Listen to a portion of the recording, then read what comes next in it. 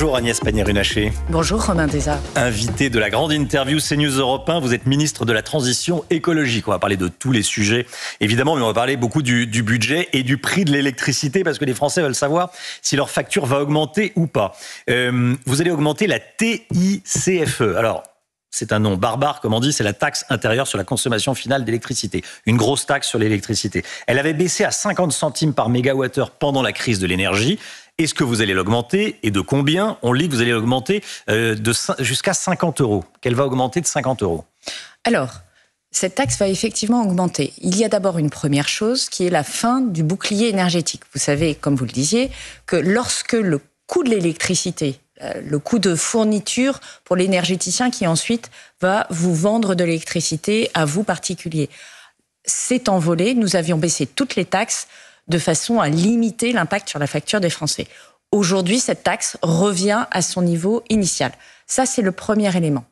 Le deuxième élément, c'est que comme le prix de l'électricité, cette fameuse fourniture, a énormément baissé, nous utilisons plutôt ce qui est proposé dans le texte du gouvernement qui va passer au Parlement, c'est d'aller un peu plus loin avec un objectif très simple, c'est que tous les Français qui sont aujourd'hui au tarif réglementé, c'est plus de la moitié d'entre nous, auront une baisse de 9% au 1er février. Une baisse qui aurait été plus importante si vous n'aviez pas augmenté autant la taxe. Exactement. Mais le gouvernement a besoin d'argent, c'est ça l'idée. C'est ça l'idée. Alors moi, je vais être très précise. Oui. Je suis ministre de l'Énergie, j'ai été ministre de l'Industrie et je suis cette aile gauche de ce gouvernement.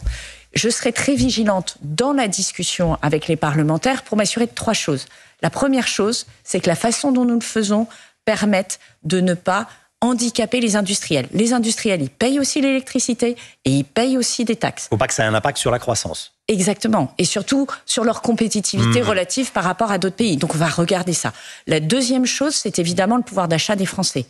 Ceux qui sont au tarif réglementé, ils vont avoir une bonne nouvelle. Mais il y en a qui ont déjà bénéficié de la baisse. Et donc il faut être attentif à ce que cette baisse qu'ils ont eue de leur facture en 2024 se traduise pas ensuite en 2025 par un rebond qui serait désagréable. Et puis la troisième chose, c'est l'écologie. Il ne faut pas que l'électricité coûte plus cher que les énergies fossiles. Personne ne le comprendrait. Ça, effectivement. Le tarif réglementé, en quelques mots pour bien comprendre, parce qu'on ne sait pas toujours si on est au tarif réglementé ou pas. Le tarif réglementé, c'est le tarif dont vous bénéficiez lorsque vous vous occupez pas trop de votre contrat d'électricité. C'est 60% des Français. C'est le fameux tarif EDF. Les gens disent entre guillemets à l'ancienne. C'est le tarif EDF à l'ancienne. Vous pouvez avoir un autre fournisseur d'électricité qui va avoir un tarif dont les règles du jeu sont à peu près celles d'EDF et donc qui vont suivre les évolutions de ce tarif, c'est-à-dire qu'ils vont également baisser l'année prochaine. Et puis, si vous êtes très agile, si vous suivez les contrats, si vous allez chercher le contrat le moins cher, là, vous avez bénéficié probablement déjà d'une baisse du coût de l'électricité et c'est là où vous pouvez avoir une petite remontée. Le malus à l'achat d'une voiture neuve, il est alourdi pour les voitures thermiques. Le bonus, lui, est réduit pour les voitures électriques. Vous taxez de partout l'achat de voitures. Alors, non, faut remettre les choses en perspective. Oui, mais... On a des enveloppes pour accompagner l'électrification des véhicules. Oui, mais l'enveloppe baisse. Oui, mais ça s'appelle une subvention. Elle était à 1,5 milliard, elle passe à 1 milliard. Romain Desarbre, ça s'appelle une subvention. Oui. Donc c'est pas une taxation. Il ne faut pas dire ça aux Français, ça serait leur mentir. En revanche, mais ça pour le coup... Ça c'est pour le bonus, pour le malus. Le malus, si vous achetez une voiture qui émet peu de CO2, vous n'avez pas de malus. Évidemment, si vous achetez une voiture, et c'est particulièrement vrai pour les gros SUV à essence ou diesel, eh ben, ça fait un impact sur la planète. Cet impact, vous l'avez près de chez vous. Moi, j'étais en Seine-Maritime où vous aviez les gens qui étaient sous l'eau à cause des inondations. Eh bien, à un moment, on fait payer les pollueurs. C'est de ça qu'il s'agit. Bon, et je veux être très clair, c'est impactant pour les grosses voitures. Vous allez tuer l'industrie automobile? Non. On va soutenir l'industrie des voitures les moins polluantes. Avec des taxes. Mais non, Romain Desarbre, vous pouvez pas dire ça. On a d'un côté la carotte, c'est le bonus, et de l'autre côté, vous avez le bâton, c'est le malus. Donc si vous achetez une voiture qui émet très peu de CO2, non seulement vous ne payez rien en malus, mais en plus vous avez une aide. Donc c'est une incitation à ne pas payer le malus. C'est de ça qu'il est question. Si maintenant vous voulez absolument avoir un gros véhicule qui pollue beaucoup, bah vous payez le prix de cette pollution parce que cette pollution, Aujourd'hui, elle va se traduire par la mise en danger du patrimoine d'autres Français qui sont près des côtes ou qui font face à des inondations. Et il faut que tout le monde soit responsable. Une question sur le budget global. Qu'est-ce qui s'est passé l'année dernière ? Pierre Moscovici était incapable de l'expliquer. On est parti d'un déficit de 4,4%, on arrive à 6,1%. Les comptes ont totalement dérapé. Qu'est-ce qui s'est passé dans les comptes publics l'année dernière ? Alors, il y a un phénomène que l'on voit très nettement qui explique une grosse partie de ce dérapage. C'est que les prévisions de recettes de l'année dernière sont pas du tout au niveau attendu. C'est-à-dire que... Mais qui s'est trompé, pour être poli ? Moi, je n'étais pas en charge du budget, donc c'est un travail que va faire Antoine Armand. C'est de bien comprendre pourquoi le modèle économique qui est utilisé pour prévoir les recettes, c'est-à-dire on dit on va avoir 1% de croissance, on a 1% de croissance, on a le bon niveau de croissance, on a le bon niveau de chômage tel qu'était prévu dans le budget.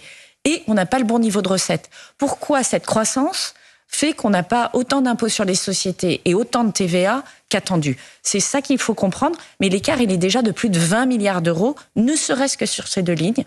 Et donc, il y a probablement un problème de capacité de notre croissance à soutenir la production de recettes, charges sociales d'un côté et TVA, IR, impôt sur le revenu de l'autre. Impôt sur les sociétés, impôt sur le revenu.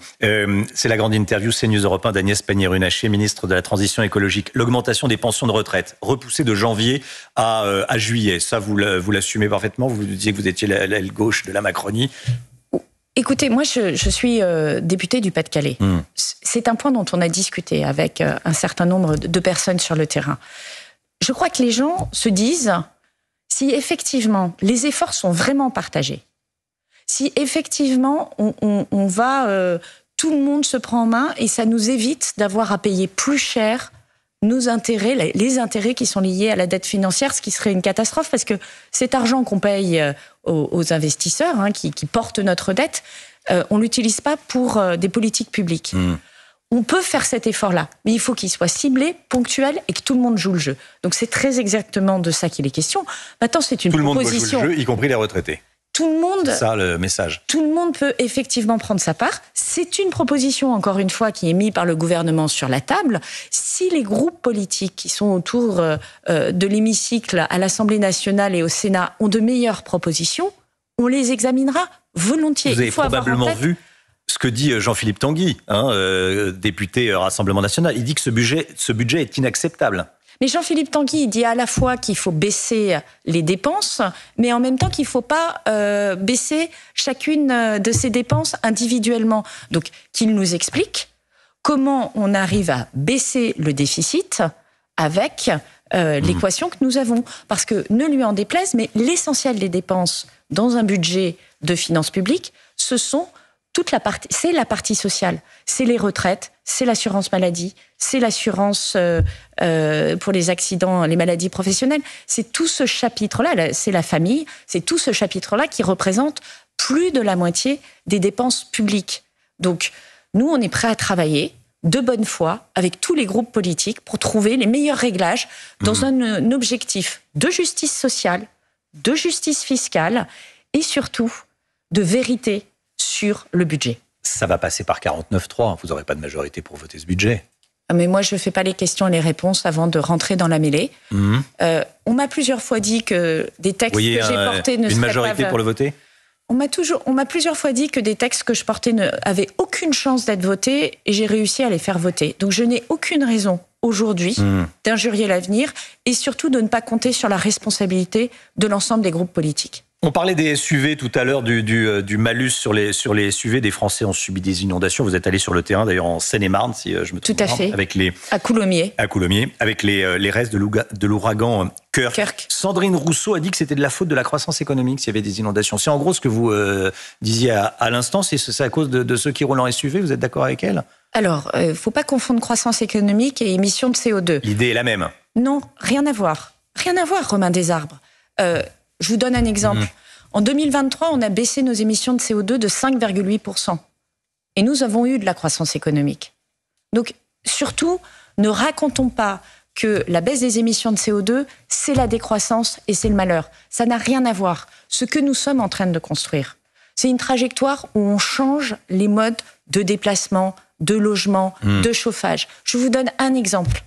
Nous avons la chance d'être dans un pays où l'électricité est décarbonée à 90%. Pour les gens, qu'est-ce que ça change? Rien. Ils ont de l'électricité. Et elle n'émet pas de CO2 comme le charbon, comme le gaz, comme le fioul. Donc, ne confondons pas croissance et baisse des émissions de CO2. En revanche, et c'est tout le travail que nous faisons, comment nous accompagnons chaque Français pour pouvoir avoir accès à des solutions qui n'émettent pas du carbone. Notre écologie, elle doit être populaire, elle doit s'adresser à tout le monde.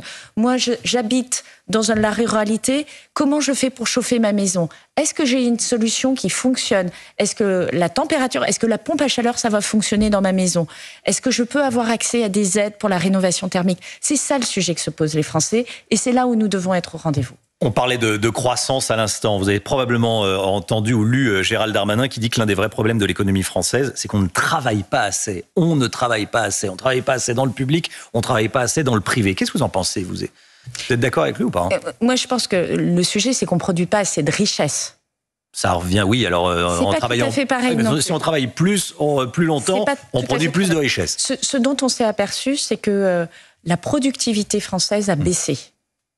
Et donc, c'est un gros souci, ça. Et c'est un gros souci, vous avez parfaitement raison. C'est-à-dire que la somme de travail que nous faisons ne crée pas autant de croissance qu'elle le faisait par le passé.